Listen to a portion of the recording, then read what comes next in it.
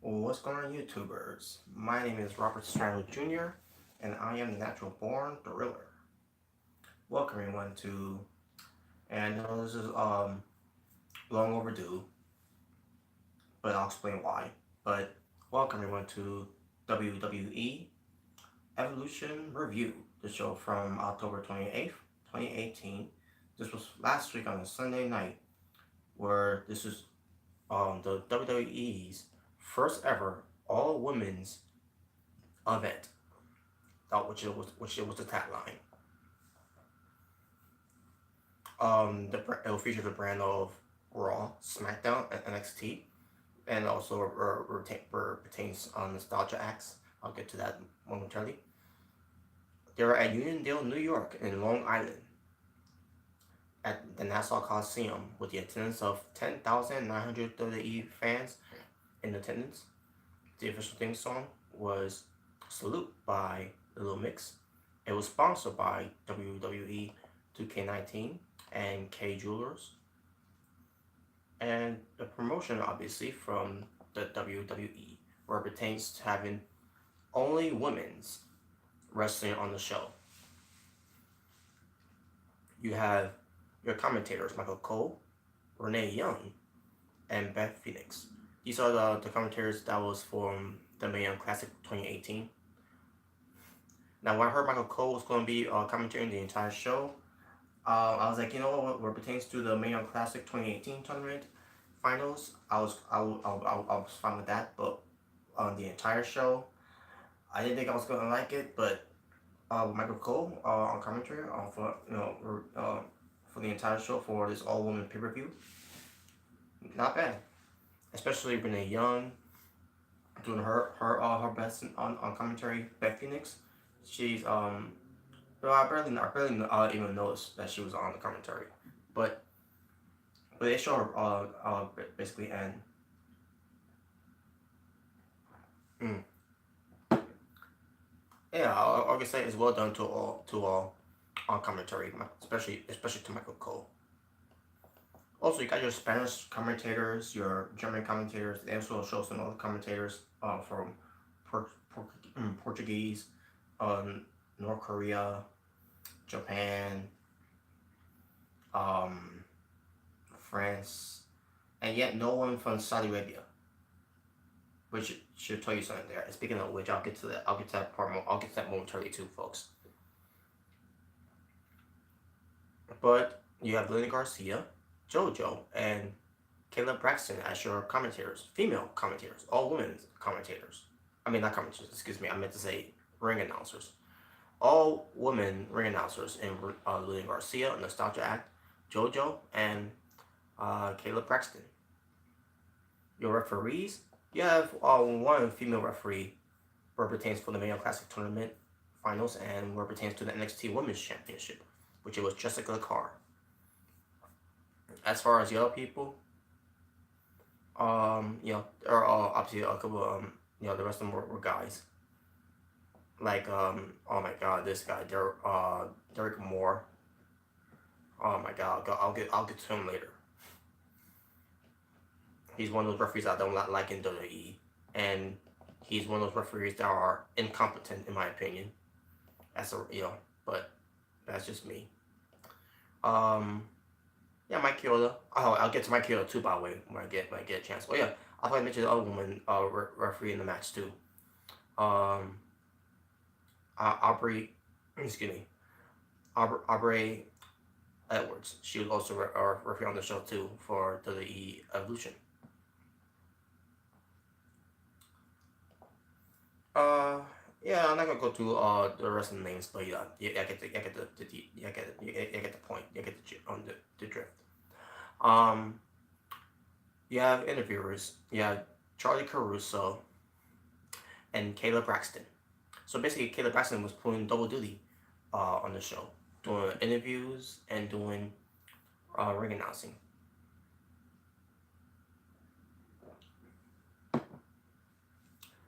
But also, they did a pre-show.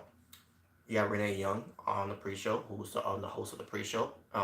She's back home for doing her job as a the host of the pre-show and her panels were Paige, the SmackDown general manager, the retired wrestler in WWE, and Beth Phoenix. And yeah, there's some guests that appear on the panel of the pre-show, which was Carmella, Michael Cole, and Eve Torres. So yeah, Eve Torres was there on the show. Unfortunately, she wasn't on the main show to wrestle. So, but yeah, at least she was on the main show where it pertains to the video packages that WWE did, and the highlights too, or promos, video, I guess you could say. But yeah, there you go. Now, before I get to the matches, yeah, basically before I get to what happened on the show, let me first bring up this one match, the dark match. I said before that they was gonna probably do something where it pertains to the NXT UK Women's Championship match not be on the main show, and I was kind of right there because I've been noticing that it wasn't up before. It was up there, but then also it was removed from there because I didn't know if WWE decided to change their minds. I didn't know that WWE wasn't going to do the match on the card. I don't know if WWE was going to do it on the pre-show. Well, basically, I don't know if it happened on the pre-show. Because to be honest with you folks, I'm reading it here, and it says here, it was just a dark match where it pertains to the NXT UK Women's Champion, Rhea Ripley, defeating I guess she was the mystery opponent, which it was Dakota Kai. And by the way, I'm assuming why WWE decided to not go along with this, be on the main card, or at least to be on the pre-show. But again, I gotta check to see. I gotta check the pre-show first to see what was going on with that one. But like watching the whole thing about it. I'm just gonna go through it. Just go go through the entire pre-show until until I see something. But anyways, here's the thing with that. And obviously, the reason why people will not know about this whole situation is because NXT UK Women's Championship has already happened. Obviously, it was during the tapings from a while back of NXT UK, because they're trying to find a home for NXT UK for a TV network, and unfortunately they couldn't do it, which is why we're getting these episodes of NXT UK on the WWE network, and they're all pre-taped back in the summer. So basically, Rhea Ripley was during that time has already been crowned as the NXT UK Women's Champion by winning the tournament, obviously. So and yeah, and I just want and WWE decided to call an audible during that time, because people wasn't going to know about the whole situation anyways. So props to WWE for that. WWE did the right thing for not booking this match, this one match that no one doesn't even know about to be put on the main card, because it would have been bad. It would have been a bad reaction. It would have been or should I say, it would have been a no reaction, to say the least, because no one doesn't know who these two are, because they're been on XT in the UK, and two, and will be but either way,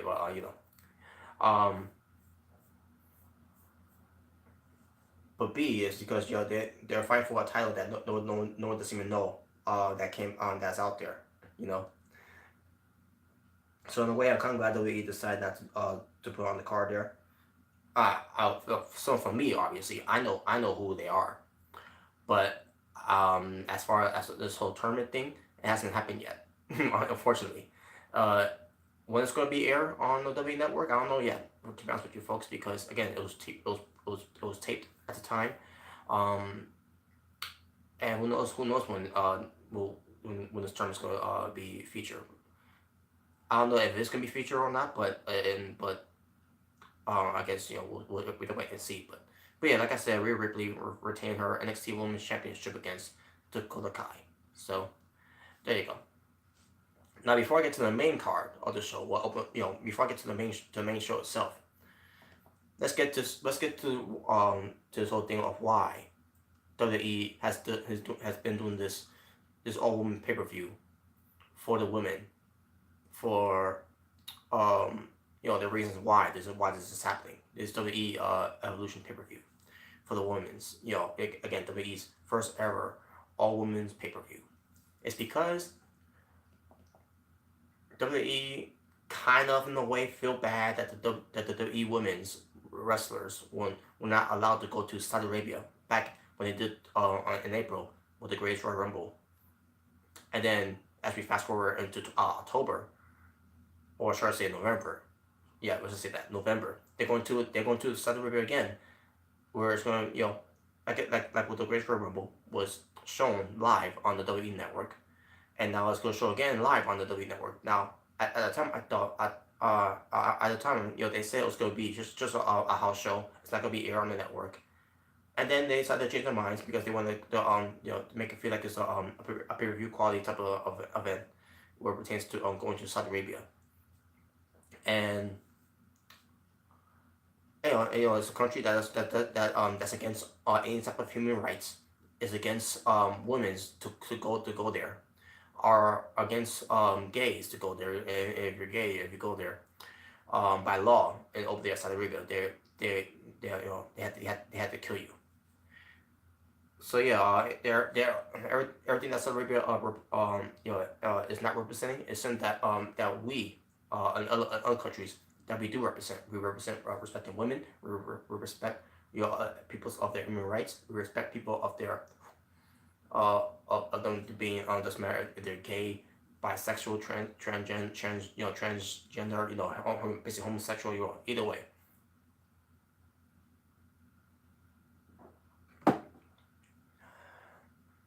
But the main thing is that WWE doing this event for the women's because they couldn't go to Saudi Arabia because they're not allowed to go to Saudi Arabia because the prince over there at Saudi Arabia does not want any women's to be part of this event for WWE.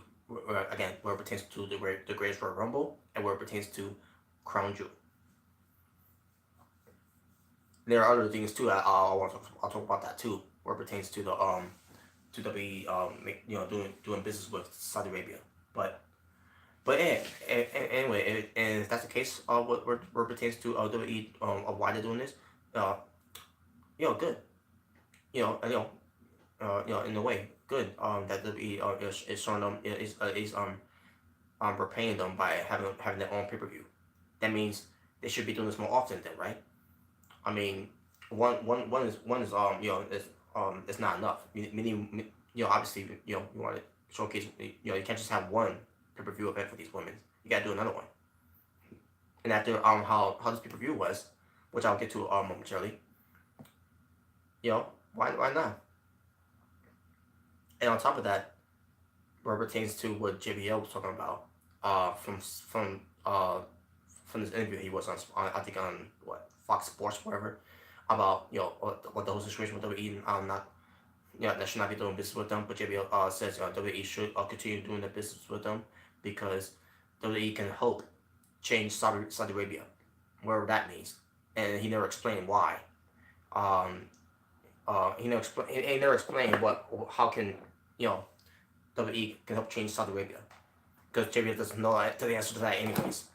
But let's call a spade here. You're telling me that that's WWE's going to change Saudi Arabia with the other way where it pertains to WWE's scripted shows and the way they book their wrestlers and everything. I don't know. To me, it's JBL should have explained more, but he didn't really explain much of it, which is why I don't think he's the right guy to even explain that, anyways. But we'll see what happens in the future if WWE can change Saudi Arabia by having these women coming over there. For example, what pertains to a certain someone that went over there. I'm not gonna get into that much, but I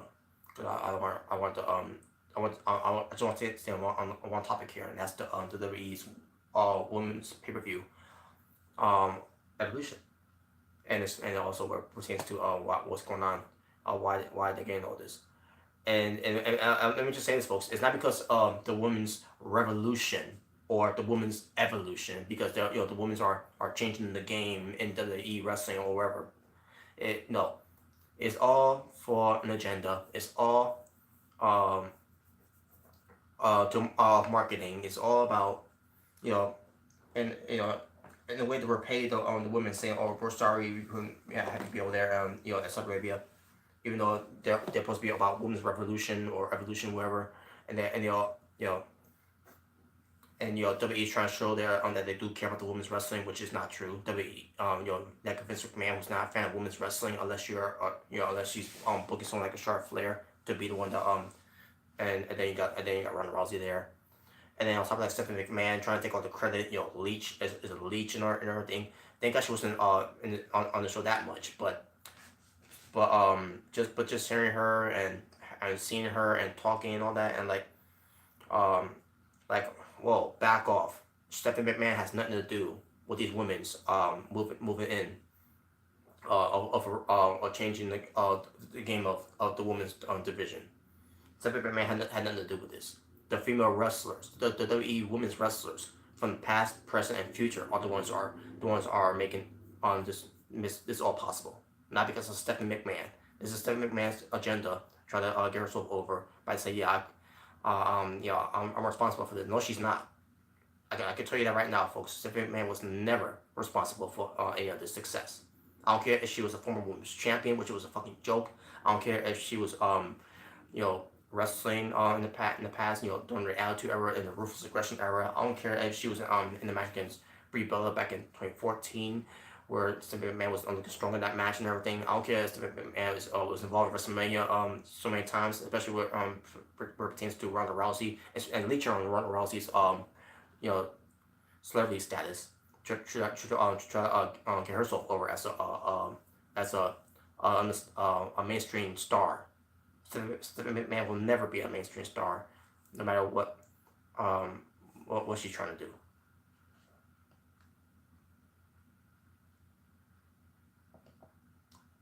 But anyways, I digress.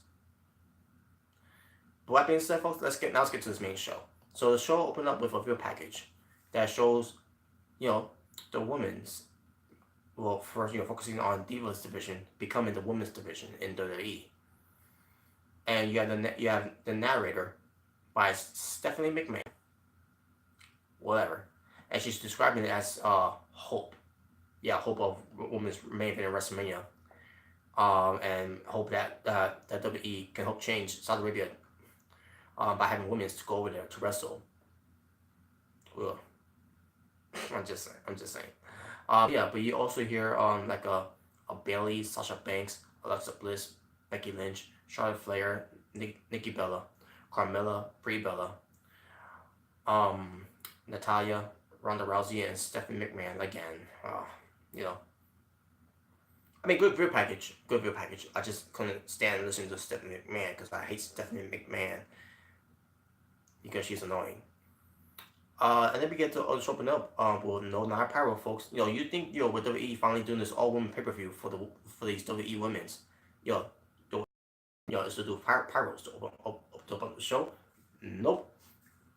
But instead they have technical issues. Michael Cole with the mic or whatever, but they managed to fix it though, so there was no problem there. But you have Izzy Hall and Nita Struss open up the show.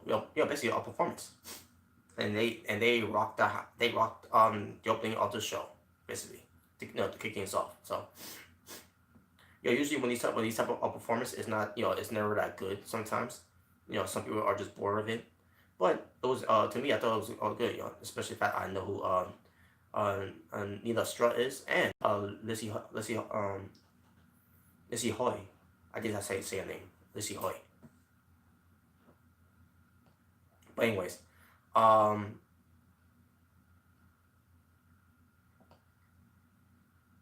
so the show opened up with not only with the a lot performance, but a tag team match. That I said 11 minutes and 55 seconds. Yes, Trish Stratus and Lita versus Mickie James and Alicia Fox being accompanied by Alexa Bliss. yeah, so Trish Stratus came out, a huge pop. Lita came out, huge pop. Um, yeah, Mickey James coming out. Well, actually, it was Alexa Bliss who came out first. She came out first, looking like she's Alice in Wonderland. With her type of outfit. And she cuts a promo saying, this is welcome to Evolution, and then telling Lita and Trish that it's way past your bedtime, so to stay focused. Like, I didn't want to hear that. I didn't care for the promo from like Alexa Bliss because I don't give a fuck about Alexa Bliss promos. I just want can we just get to the wrestling, please?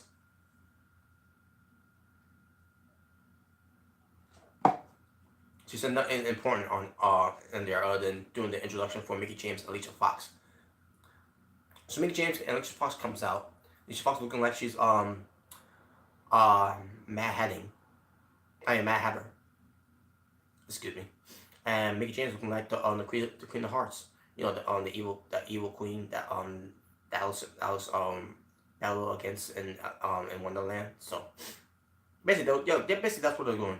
Alexa Bliss, Alicia Fox, and Mickey James were doing the Alice in Wonderland costumes basically. So, but in their own ways though. Now, as far as the match was, Lita was, oh my god, she looked like she can't go anymore. Lita, she's way, but she may look young, but she looked like she's way past her prime in the way that she moved in that ring. There were times that she was slow. She was sloppy at one point. But Trish Stratus, she looked amazing in the ring. By the way, by the way, Trish Stratus' outfit nice. Lita's outfit, especially with pertains to wearing the thong, but the way the way it looks like a PG type of version of a thong, whatever. But I don't know. It was like a wasted thong that she was wearing. So but yeah, but it was basically paying homage to what she used to work, what she used to do back in the Attitude Era, you know. But yeah, like I said, matches, I thought Alicia Fox was the wrestling shits in the match. Mickey James, she was decent, but Trish Stratus, I thought she was pretty good in the match. Alexa Bliss did get involved. Oh, by the way, the reason why Alexa Bliss wasn't in the match, in case no one didn't know about that, is because Alexa Bliss suffered a concussion, which is why they decided to go on normal and had Alicia Fox take her place, because originally Alicia Fox was supposed to be in the Battle Royal for the with the rest of the women's, but Alicia Fox was the last minute substitute for Alexa Bliss for the to be teamed up with Mickey James, and also we were supposed to get Alexa Bliss versus Trish Stratus for this pay per view, but the WWE knew that they didn't know how to book, they didn't obviously, and is always known about this. They don't know how to book shit anyways. They don't know how to book this. And when I first heard about them booking this show, I mean, first booking this matchup, the build up between Alexa Bliss and Alexa Bliss and Trish Stratus was Alexa Bliss met her when she was 7 years old, which was 20 years ago, in 1998. She met Trish Stratus, even though she wasn't called Trish Stratus at the time. And plus, she didn't go into WWE until the year 2000 to be called Trish Stratus, but whatever. And since she looked at her as she's her favorite and all that, and can I have your autograph? And then Trish Stratus burps in her face, $50 and all that nonsense. And like really, and this is the WWE uncreative geniuses that knows how to book book rivalries and feuds, and book a story that's gonna make sense, which was fucking bullshit. That didn't make no sense at all because again, Alexa Bliss, who's 27 right now, said that she met her when she was 7 years old. How do you meet Trish Stratus in 1998 when Trish Stratus wasn't even didn't exist until the year 2000 in WWF at the time? So that was stupid when they did that, and that's when they decided to just make it a tag team match, and that's nothing. Mickey James and Lita was gonna versus each other on the show, where it pertains to back to their feuds in 2006. But yeah, like I said, WWE decided to do a tag team match instead with Trish Stratus and Lita versus Mickey James and Alexa Bliss. But again, the whole thing with Alexa Bliss right now, we're going through a concussion. Alicia Fox is the substitute. But anyways, but like I said, Trish Stratus was good in the ring. Mickey James was decent. Lita look like she can't go anymore. She needs to retire. Just don't go back in the ring anymore. You're right in the Hall of Fame. You've already been established of being women's champion in WWE. You're a pop culture in WWE. You're a nostalgia that WWE will put out sometimes. You don't need to wrestle anymore. That's the bottom line. You don't need to wrestle anymore. You put your body through throughout everything, and not only in WWE but in ECW, and other wrestling promotions. Not sure, I can't remember, but yeah, the point is, Lita she doesn't have to prove anything anymore. She can't go anymore, so she needs to just retire. Mm.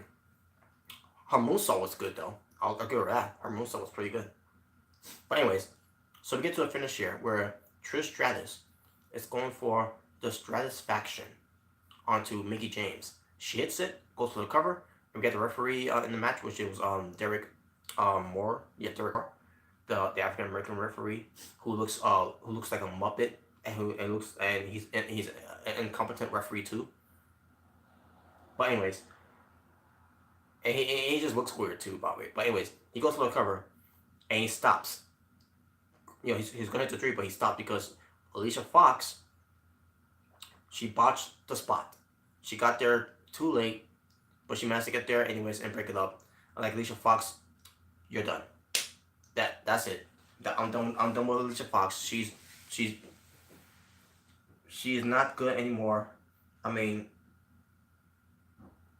I never thought that she was good in the first place, but she did get better. But then also now and then we also when we do something like this, how can you be a fan of hers now? How can you say do all the do all the excuses there about wow, Alicia Fox, she's done. But anyway, so also we get Trish Stratus going for the chick kick to Mickie James and gets the 3 count in the win. So your winner were Trish Stratus and Lita. Excuse me. Next match. Yeah, I'm just gonna move on. Next match. 20 women battle royal for a women's championship match in the future. It lasted 16 minutes and 10 seconds. And basically here were participants in the match. Once again, let me pull it up. Alright, so I'm going by order here of for the women that got into the ring. Yeah, Naomi doing her entrance, Michelle McCool, Sonya Deville, Alundra Blaze, Carmella, Selena Vega, Kelly Kelly, Tamina Snuka, Ember Moon, Lana, Maria Kanellis, Mandy Rose, Molly Holly, Dana Brooke, Nia Jax, Ivory, Asuka, Tori Wilson, and the Iconics, which is Peyton Royce and Billie Kay. So before the match started, Billie Kay and Peyton Royce, they're cutting the promos about, this is WWE Evolution, and then they say it's right here in Long Island. They say like that basically because they're being heels and they're being annoying, and it did its job. The fans were booing them. Good. You're supposed to boo them. You're supposed to hate them. You're supposed to find them annoying because they're heels. So, and then again in the ring, they're basically mocking all the women's in the ring, especially the nostalgia acts women's, and then they say, there was it's going to be iconic for them to win whatever.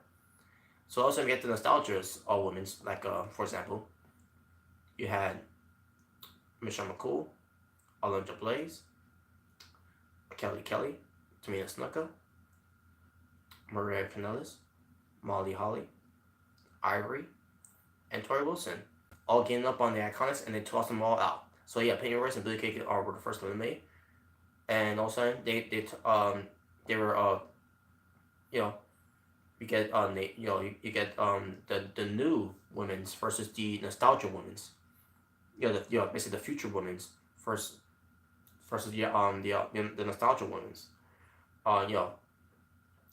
past and future. That's what I'm saying, basically saying there. And they went at it, and then here are the orders of elimination. Again, Peyton Royce and Billy Kay, um, Molly Holly, um, I believe it was by Mandy Rose and Sonya Deville, Kelly Kelly, excuse me, Kelly Kelly by Mandy Rose and Sonya Deville, Tori Wilson by Sonya Deville and Mandy Rose, or I think no, actually it was Mandy Rose. Excuse me, yeah, it was Mandy Rose. Excuse me.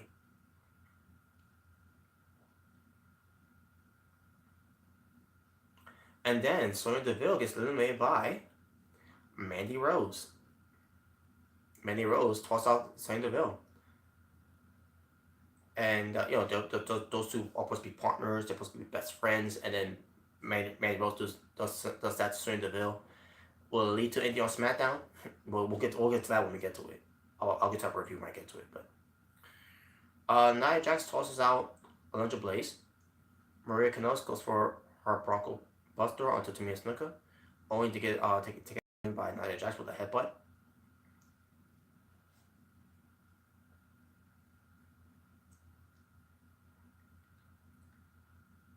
Again, Nia Jax and Tamina Snuka facing off here, and they did the Roman Reigns roar, the oorah, and they go attacking everyone, and they go back to facing each other, and Lana's trying to stop them from fighting. Don't ask why, but yeah, it's supposed to be a wrestling match, and she's stopping from fighting or whatever.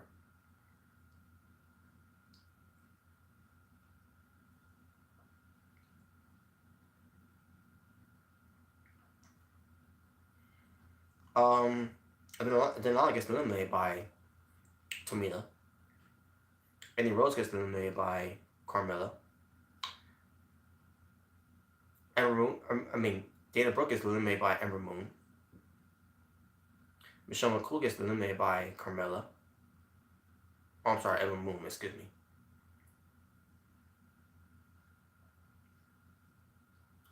Tamina eliminates Naomi from the Battle Royal. Carmella gets eliminated by Ember Moon. At one point we have before I get to Carmella, I'm sorry, before Carmella got eliminated from the Battle Royal, I forgot to mention this. Carmella did her dance break in the middle of the ring, and then Ivory joined along with her doing the dance break, and there you go. I forgot to mention that, so my apologies.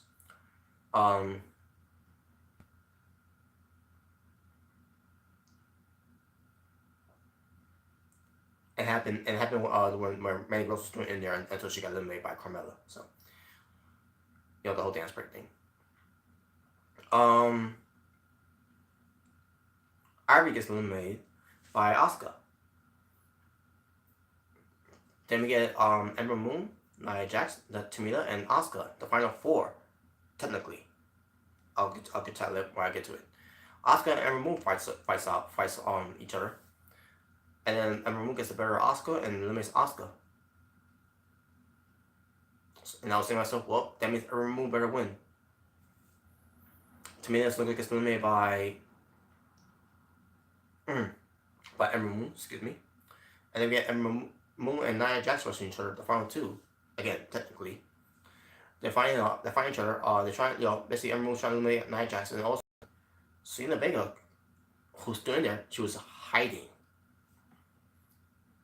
She comes up and she tried to eliminate Nia Jax and Ember Moon, and she thought she did. Nia Jax gets in the ring, stops, basically gets her, tosses her out of the ring, and lands right on top of Tamina Snuka, who's still out there. And finally, we get back to Ember Moon and Nia Jax, and then all of a sudden, Nia Jax picks up Ember Moon, slams her down like a choke slam, a double choke slam plunge, whatever.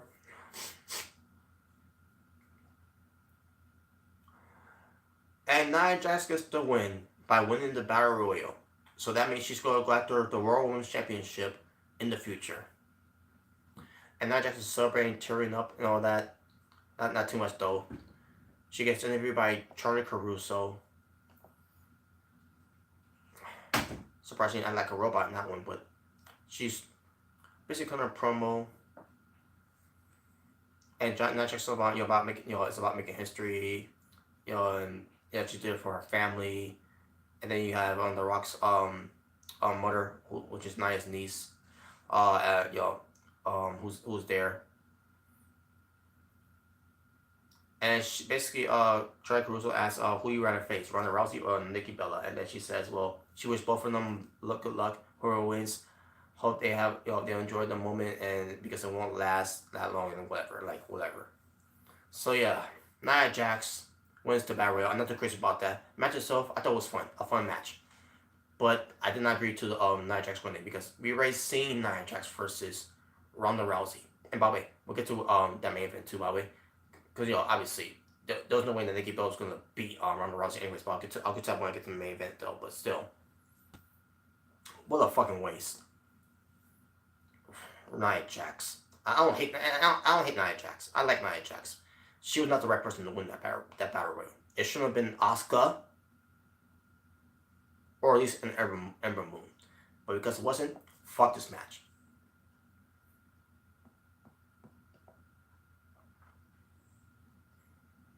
Alright. Mae Young Classic 2018 Tournament Final Match. 10 minutes and 20 seconds, which would have gone longer, with Toni Storm versus Io Shirai. Match itself, pretty damn good. To me, I thought this was one of the best matches of the night. These two women, obviously, whoever retains of Toni Storm and Io Shirai, they wrestled each other many times before. I never seen them before, because I had no knowledge of them. But I heard a lot positive about those matches. Before they started battling in WWE. And this is the first match in WWE wrestling each other. But after seeing this match, I'm like, I want to see more. And unfortunately, what pertains to this match, now they couldn't have done more if they would have given them more time. To me, this is for like a match that AJ Styles and Shinsuke Nakamura had back in WrestleMania 34, where it was good, but I feel like we needed more in that match. It's like there was more. There should have been more done for that match to make it a great match. And same thing with this one. Not saying this match was decent. I'm saying this match was obviously pretty damn good. But they couldn't have done more with this match. But sure enough, we got some some couple of counters. You get a couple of good impact moves. You get some false finishes in the match. Well, it was this match was extremely well done. And in the end, the one I wanted to win got the win, and it was Toni Storm. Toni Storm wins the entire tournament, Classic 2018. This is her redemption from not winning it last year, from coming so close to get to the finals, but no cigar. But then all of a sudden she gets her this is her redemption, where she wins the tournament, and she did, and and they got Triple H there, you got Stephanie McMahon there, you got Sarah Amato there. Sarah Amato, by the way, is from NXT. Sarah Del Rey, basically.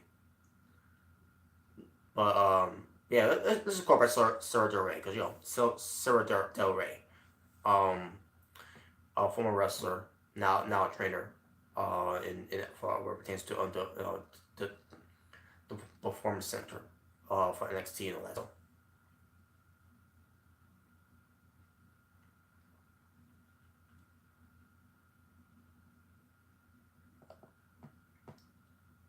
So anyways, so they congratulate Toni Storm with a bouquet of roses, and the Mae Young Classic trophy.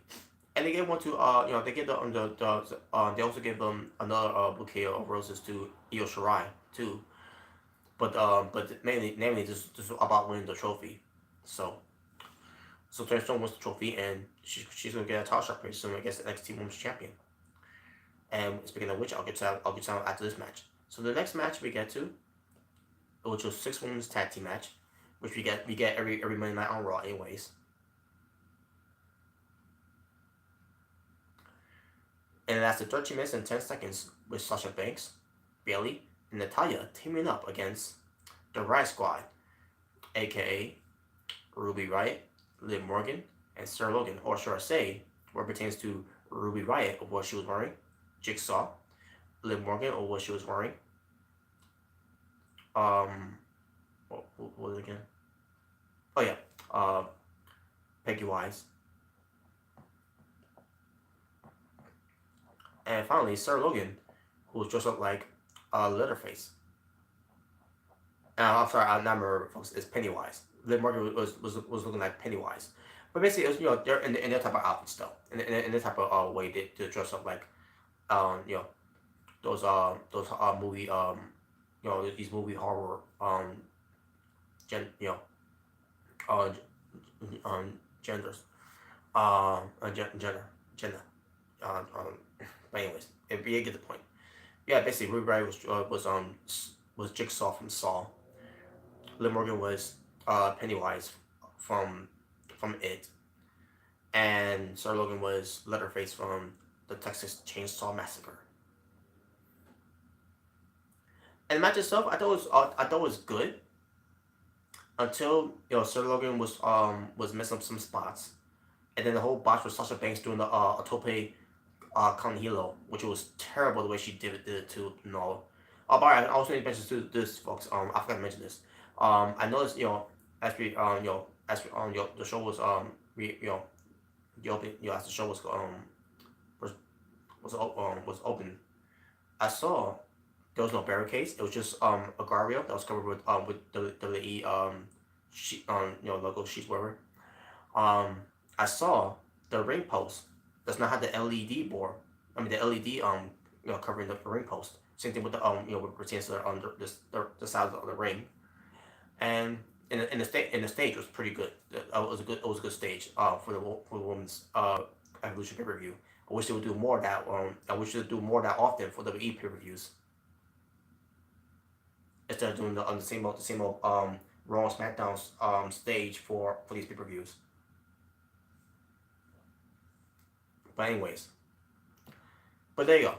So yeah, the Riot Squad, Sasha Banks, Bayley, and Nia Jax in the 6 women's tag team match. I thought it was pretty good until again Sarah Logan was messing up some spots. They were doing good at first, but then all of a sudden Sarah Logan was screwing up, and then Sasha Banks also screwed up that one spot, but then they saved it when they call her, and then boom, right into the guardrail. At one point, he had Sasha Banks going. I'm sorry, Bayley going for a cover, I believe, onto Sarah Logan, if I'm not mistaken, and I think Liv Morgan pushes Sasha Banks into Bayley to break up the count. I thought because of when they did that spot, I thought they was gonna have Bayley argue with Sasha Banks for why'd you do that. Nope, they didn't go back to that. What happened after that? They had Sasha Banks laid out in the middle of the ring where she's going to lose against Ruby Riott because Ruby Riot's going to do her Super Senton, which she calls it Riot, and then Bayley covers on Sasha Banks, to take the shot, the bullet for her. And I see myself. So what was the point of doing that spot with Bayley? What was the point of doing that spot where Sasha Banks was going to fall on Bayley to break up the count? If Bayley wasn't was going to do that, and I don't know, it was to me it made no sense, but whatever. But in the end, and also the Riot Squad was working as a team, like a cohesive unit, and then also in the end, Natalya, Sasha Banks, and Bayley started working as a cohesive unit. They got Liv Morgan. Natalya power bombs her. Bayley goes for her elbow, final elbow drop, and then Sasha Banks wins it from the team by going for a turbo frog splash because she's not an athlete, and she gets to basically Sasha Banks, Bayley, and Natalya gets to win, and there you go. Excuse me, folks.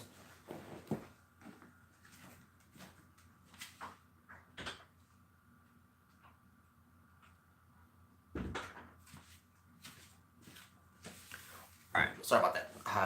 The cat wanted to get out, so yeah, match itself, I thought it was pretty good. It was passable. So there you go. Next, NXT Women's Championship lasted 12 minutes and 10 seconds. You have the Queen of Spades and the Magician of Submission, the challenger, Shayna Baszler versus the NXT Women's Champion, the Pirate Princess, Kairi Sane. Match itself, damn good match. It's despite the fact that Kairi Sane, was sometimes selling her arm, sometimes in the match, because Shayna Baszler went after the arm of Kairi Sane, but this was a damn good match. This also ends up being best match of the night as well, next to the Toni Storm and Io Shirai match. So what happened? What happened here? So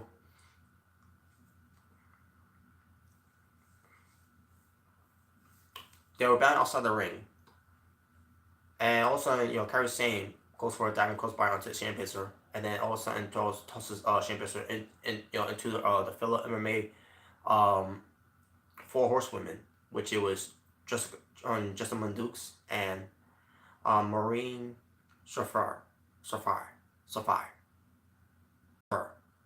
I did tell you to pronounce the last name. I'm terrible pronouncing last name. Names in general, folks. Shafar. I don't know. I'll get it right though. So eventually, I mean, sometimes I do it, sometimes I don't. But yeah, that happened because of that. Justin and Marian was getting involved in the match. Shayna Baszler at one point got her Kairi Sane. All of a sudden, Kairi Sane was getting the better of Shayna Baszler, and all of a sudden, they was going for a win here, but then referee Jessica Carr was distracted by Marina, excuse me, and Jessica Mundukes, kicks Kairi Sane into Shayna Baszler. Shayna Baszler goes for the Karakuta clutch, and Kairi Sane passes out, and Shayna Baszler is your winner and new first ever two-time NXT Women's Championship. And probably the crowds hated this finish. They hated that Kairi Sane lost, and they booed Shayna Baszler. They booed Jessica Mundukes. And they booed Marina Safar. And good, you're supposed to boo them. You're supposed to hate them. They're heels. And I guess this is supposed to be the debut of Jessica Mundukes and Marina Safar on NXT, and they did it on the main roster for WWE Evolution. Great, love it. And the match itself was pretty damn good too. But then all of a sudden, it got brought down from this next match, which was the last women's standing match for the WWE SmackDown Women's Championship. It lasted 28 minutes and 40 seconds. Becky Lynch, the NXT woman, the WWE SmackDown Women's Champion, versus Charlotte Flair. And folks, this match was incredible. There were a couple of things that annoyed me in this match, but besides a few annoying things that happened in this match, I'm gonna get to right now. For example, Mike Chioda. First you have Charlotte Flair and Becky Lynch. Looking at going at each other's faces. Charlotte Flair pushes her down. Basically Charlotte Flair pushes Becky Lynch down. Also, Mike Chioda goes for the count. One, because Becky Lynch was on the floor, and also at one point Charlotte Flair was on the floor. And I'm not talking about in the beginning of this match. Not for a good 2-minute match. A good 2 minutes when this match started. And then when Charlotte Flair goes down, Rev McKill is turning around, Becky Lynch to stay back, and then Becky Lynch turning the count and stay back. And wait a minute. So you when Becky Lynch goes down, you immediately go for the count. But when Charlotte Flair goes down, you take your time. Get back. One, get back. And that was stupid. That fucking annoyed me, and it annoyed me on the entire match too when that happened. And also other things that annoyed me too on the show were pertains to Mike Chioda, where Becky Lynch won this match twice. She won this match twice against Charlotte Flair. So anyways, so what happened in the match? We got some candlesticks involved. We got some steel chairs involved. Where point to fans were chanting ECW because they remember on that scene with the chairs being tossed in the ring. Back in the ECW days with Terry Funk and Cactus Jack, with the fans tossing the chairs though. In this case, it was Becky Lynch and Charlotte Flair doing that, and then you got the crowds that remember that spot, and they chanted ECW.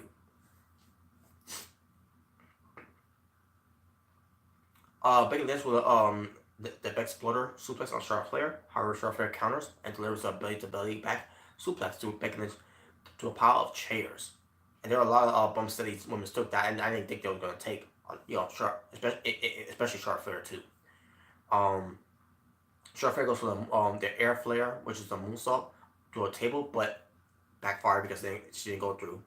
So Charlotte Flair sets up again, only to go for a senton splash bomb, whatever, and the table goes through.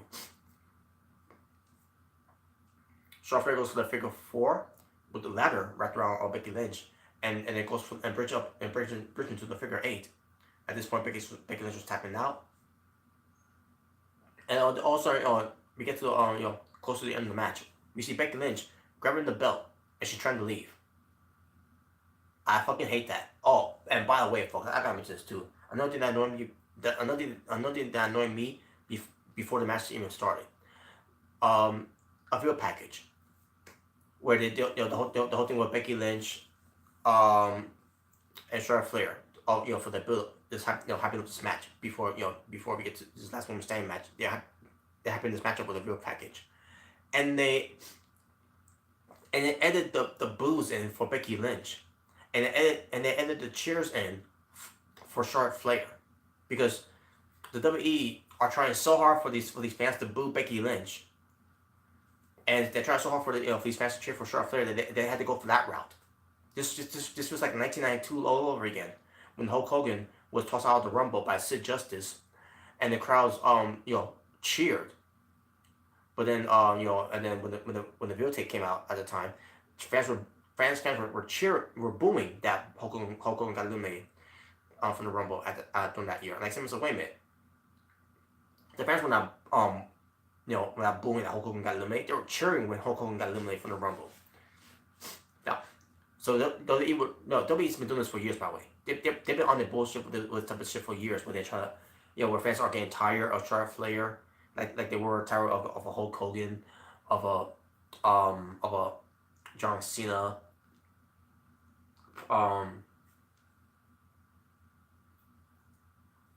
at one point of the Rock. Yeah, at one point of the Rock. Yeah, it happened before, folks.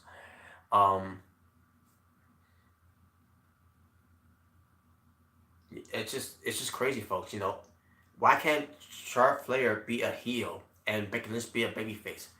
It's the wrong turns that WWE did in this situation. Becky Lynch should be the babyface. Charlotte Flair should be the heel. And fans see what WWE is doing with this. We're not stupid, and what a way to insult your fans' intelligence too. For doing that.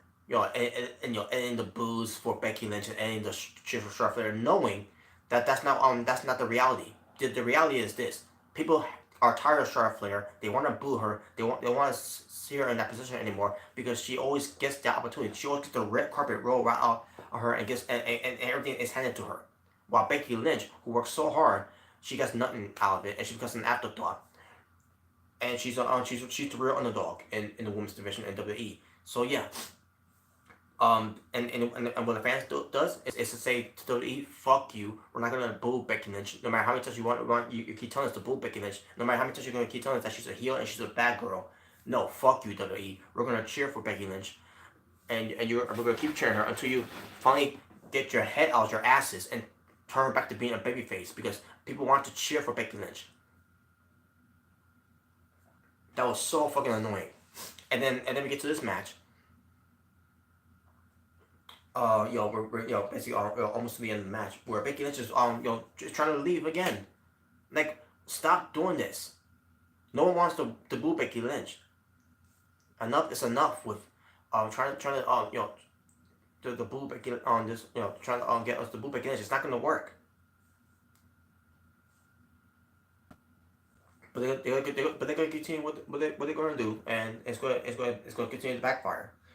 You think they were learning lessons before with John Cena and with Roman Reigns.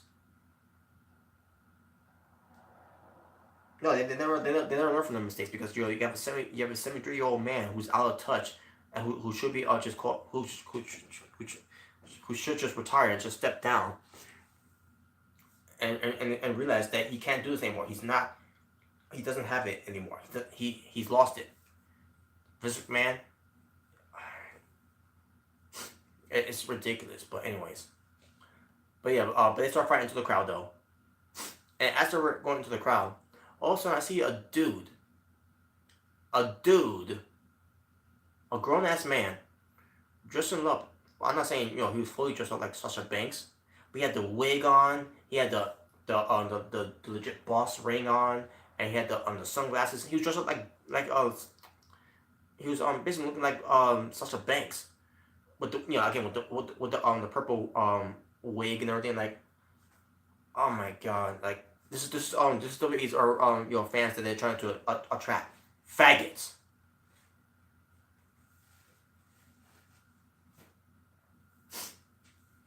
I'm surprised he had the full Sasha Banks gear on. I'm pretty sure and I'm pretty sure he didn't know he was going to be on TV anyways. So yeah, what way to embarrass yourself there, buddy? By even dressing looking at Sasha Banks anyways. And another thing, you gonna go in there looking at Sasha Banks, you don't even shave. Fucking embarrassing. I would have been embarrassed if I went to that event. Which, by the way, shout to my two bros for going there. Hope they had a good time. But by the looks of it, I think they did. Especially one of them that met Izzy. Anyways, if I was in that crowd and I had tickets to sit next to this guy, I'm like, I'm out. Fuck it, I'm out. It was fucking bullshit, man.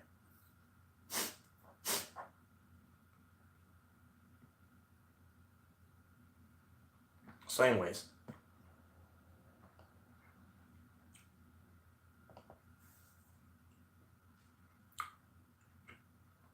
but yeah, but Sharfair gets a steel chair and his Becky Lynch and everything. Now we get to the end of the match. We get a ladder involved, and and get the German table. It's gonna get this spot here. Sharfair is just a Becky Lynch, waiting for Becky Lynch to Well, first here's what happened before the table spot happened. First we have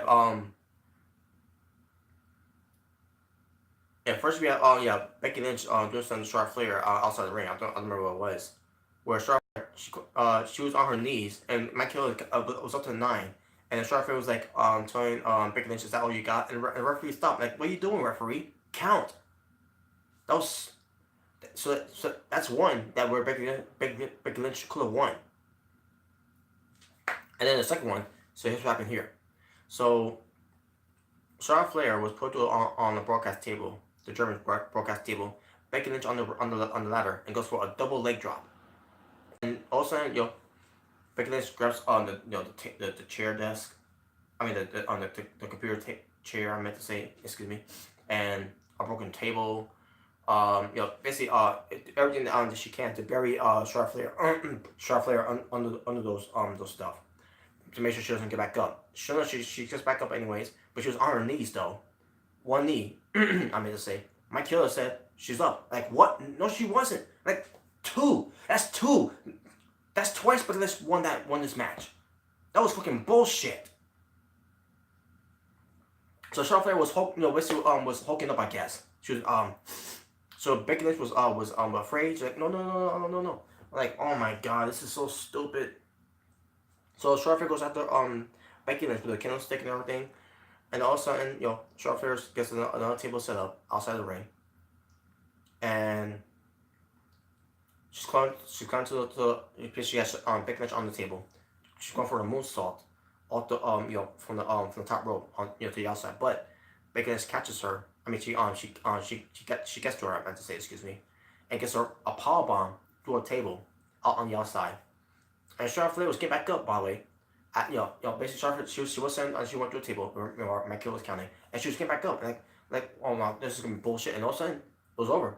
She didn't fully get back up. And I said to myself, well, guess what? She didn't fully get back up. During that time when she was by the broadcast area. But it doesn't matter. At this point, it doesn't matter anymore. Because at the end of the day, Becky Lynch wins still. I'm not NXT. SmackDown Women's Champion. Excuse me. Thank God. Enough with Charlotte Flair. And now let's get to the main event that should not have been the main event anyways. WWE Raw Women's Championship. Lasted 14 minutes and 15 seconds. Ronda Rousey defends her Raw Women's Championship against Nikki Bella, being accompanied by her sister Brie Bella. And they had a flag that says Evolution, whatever. Nikki Bella coming out there looking like she's all that and all that.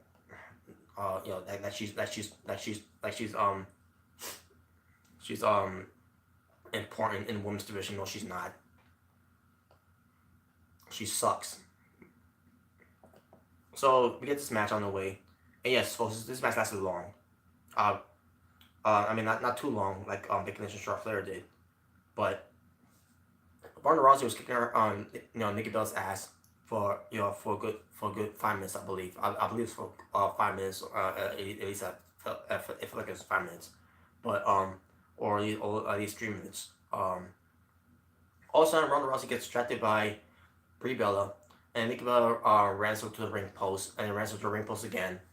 Brie Bella kept not getting involved. Why the referee allows this, I don't know. And Nikki Bella was getting the offense on Ronda Rousey. At one point, Ronda Rousey takes out Brie Bella, along with Nikki Bella, but the match still continues.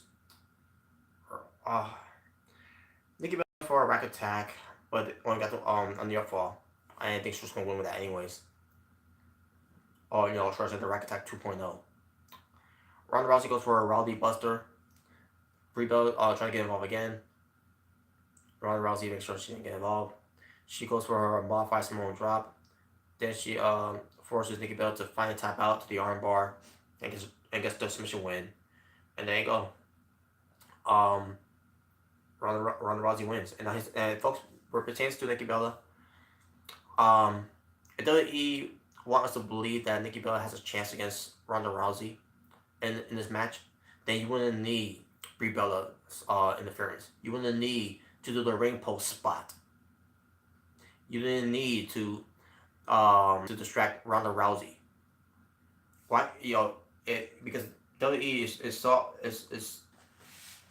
in love with Nikki Bella so much because she needs to date she needs to date John Cena, and I think she's still dating John Cena. But I don't care anyways. But we all see how push was when she started dating John Cena. It's like she's now an important factor in women's wrestling. They had her be Divas champion for the longest time. While her defending it on pay-per-views that much. Overrating her so much and everything.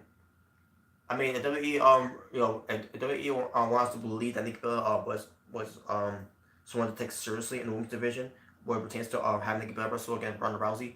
Again, there was no need for those shenanigans involved in this match. You couldn't just have the match between Nikki Bella and Ronda Rousey and see how Nikki Bella does in the ring.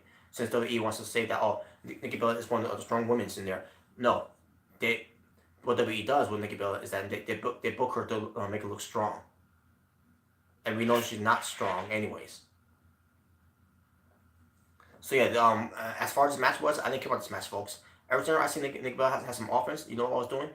On my phone, my tablet, you guessed it. I was bored with this match. This match was garbage. Not because of Ronda Rousey, because of Nikki Bella. Because I don't care about Nikki Bella. She's garbage. She's trash. She sucks. Never liked her. I always hated Nikki Bella. She was, and I talked about this before, folks. I always had some bad vibes. Always have bad vibes with Nikki Bella. Brie Bella, don't feel any bad vibes. Always feel some good vibes. sometimes I feel some stupidity vibes from her, for not taking responsibility of her own actions. But still, I didn't care about this match at all. I never cared about this match when they first did it. It should have been Ronda Rousey and not Nia Jax, excuse me. It should have been Ronda Rousey and Natalia. That should have been the main event for Evolution, not Ronda Rousey and Nikki Bella. Nikki Bella's not a fucking draw. She's fucking garbage. Does she sell merch? Yes, she does. But she's not a draw. She's not the end all be all of women's wrestling. So there you go. And after the match was over, we got the entire women empty out of the locker room. You also have Triple H and Stephanie McMahon out there too as well. Basically celebrating on the a success for WWE Women's Wrestling. For WWE's Evolution pay-per-view for all women's. So there you go. I thought it was well done. Basically the show, folks. Hold on a second. Let's get back to these matches. Trish Stratus and Lita defeats Mickie James and Alicia Fox in 11 minutes and 5 seconds. I'm gonna give it a 2.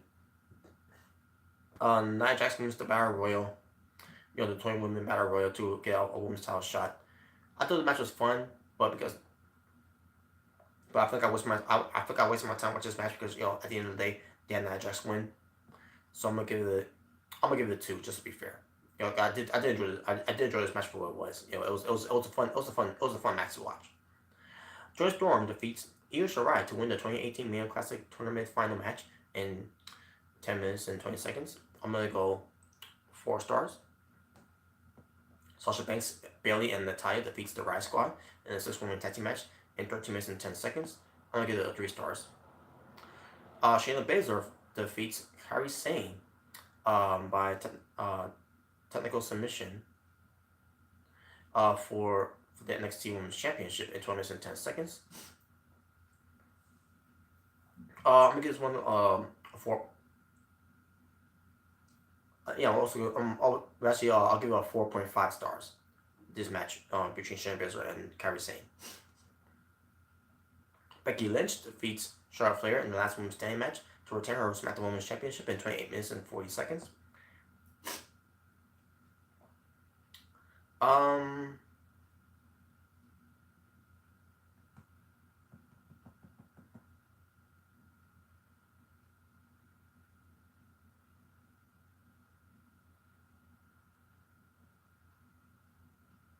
I'm gonna give it 5 stars.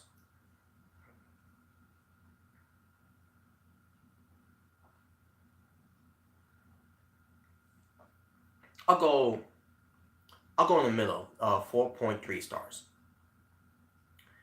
And finally, Ronda Rousey defeats Nikki Bella to retain her Raw Women's Championship in 14 minutes and 15 seconds. Excuse me. This match I'm gonna give it a 1. Again, there's no disrespect to Ronda Rousey. I just don't care about this match because she had Nikki Bella in there. To me, Nikki Bella's not believable. I don't know how many times I keep bringing this up with Nikki Bella. She's garbage.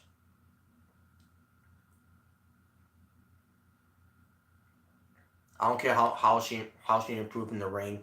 She was never one of my favorites to root for. I never root for her anyways. I always root for Brie Bella. I just never care for her.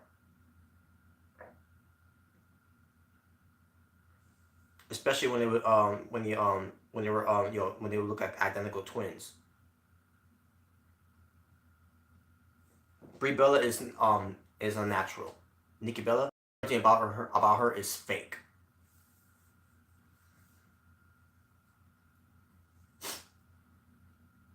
Especially the way she carries herself too.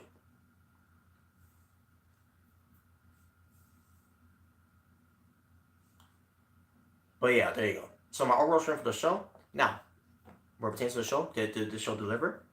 I think this show did deliver. I wasn't bored. Especially when I was coming from work and everything, and I managed to catch the beginning of the show. I thought the show was pretty good. Was it the best show that the WWE has put out? No. Was it the greatest show? No. Was it an amazing show? No. Was it an awesome show? No. Was it a phenomenal show? No.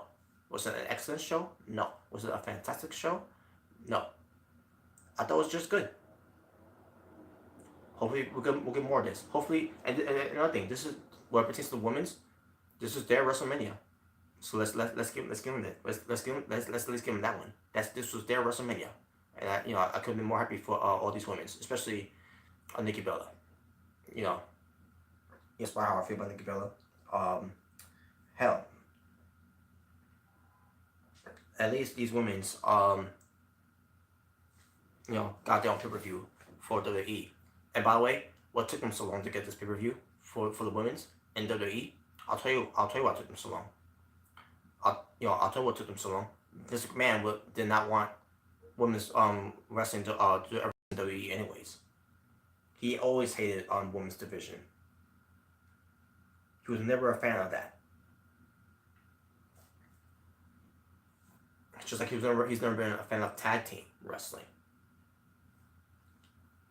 And that's also one of the reasons why is that WWE never was fully behind this whole women's revolution, women's evolution, where pertains to having their own pay-per-view, because Vince McMahon was never behind it. He was never supporting it. He was never a fan. He was always against it. He was always crapping on it. He was always saying that it has no place.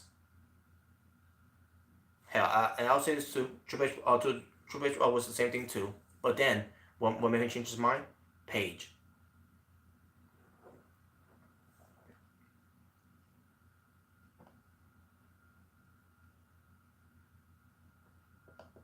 But anyways.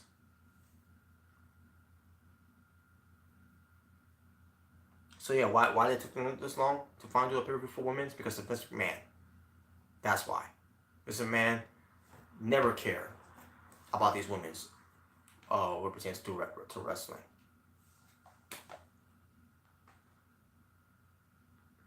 I want to bring something up too, folks.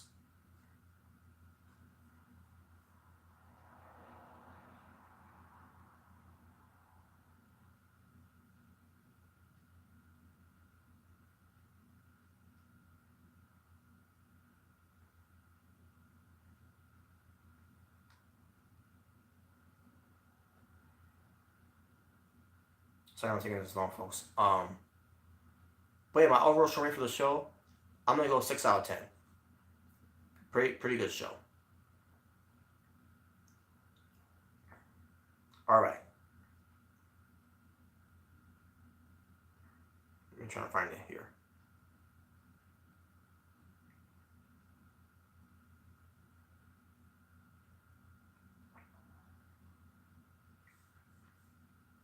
Now, what pertains to WWE, caring about this whole women's evolution, which they want to go out there, pertains to we care about women's wrestling.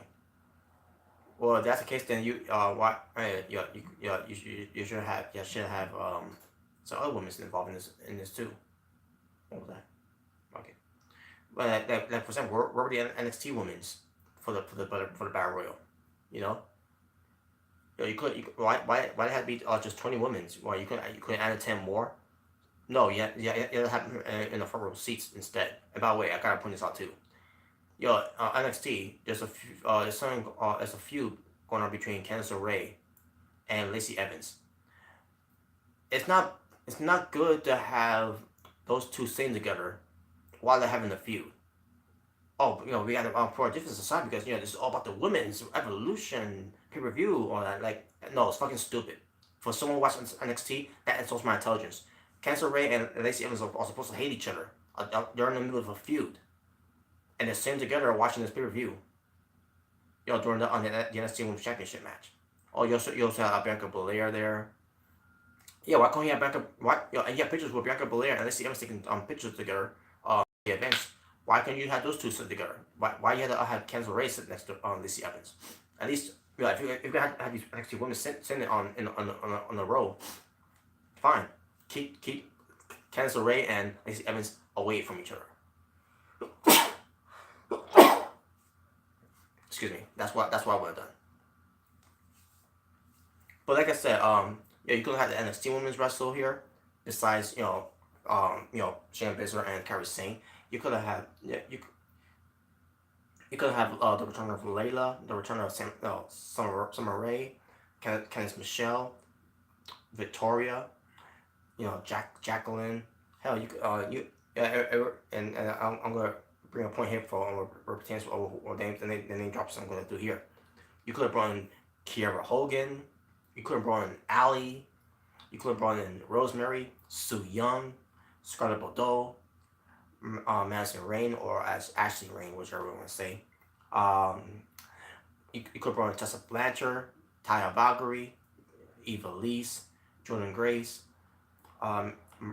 Maria Manic,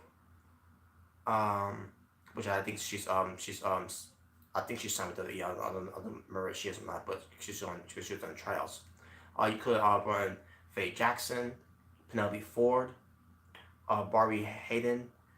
You could have brought in Taylor Hendricks, and I know Taylor Hendricks doesn't want to go to WWE, as she said before. Well, here's the thing: everyone will go to WWE. Everyone will eventually go to WWE. That's where we see Chelsea Green at one point did it. Chelsea Green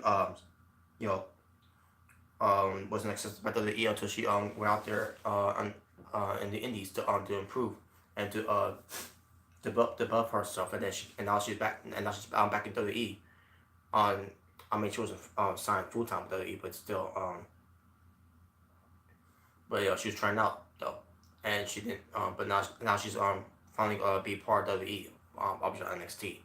Yeah, I could also name drop other women's too, but that's the point I want to make here, folks. The point I want to make here is that if WWE really care about this whole women's evolution thing for WWE Evolution pay-per-view, all women pay-per-view, why does it just have to be about WWE women's? Why couldn't you just have other women's? You don't want to sign them. You just bring them in as to help them out to showcase that women's wrestling matters, not just for WWE but for all women's wrestling around the world. Nope, it's only WWE. So, in closing, no matter how many people want to say that WWE care about women's wrestling, which is not true. Doesn't matter anyways, because at the end of the day, one thing for sure, they didn't build this pay-per-view up to mean anything. And afterwards too, they didn't do nothing about that either.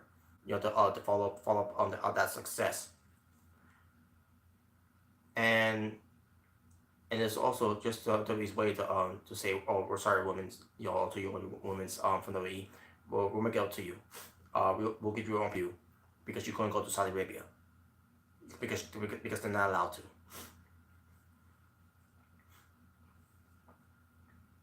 But speaking of that, about WWE, capitalizing, speaking of WWE, not capitalizing on the women's Evolution pay-per-view, I'll get to that when I do the Raw and SmackDown review. But in the meantime, I'm gonna take a break right now, folks, because I've been doing this video for an hour so far, so almost an hour and a half. But yeah, I'm gonna rest for a little bit. So with that being said, I'll see you all later. Thank you all for watching. If this is your first time watching me, my name is Robert Serrano Jr. If you haven't subscribed to me yet, please do so right now. If you enjoyed this review, give it a thumbs up or a thumbs down. The choice is yours and yours alone. So, for the women that did the absolute best for making this pay-per-view a success, good for you. And for anyone that said, this is a great pay-per-view and an awesome pay-per-view, I won't go that far. I thought it was good. But if you say otherwise, more power to you. As long as y'all had a good time, watching this pay-per-view. So there you go. So that being said, thank you for watching. Take care and peace on the streets.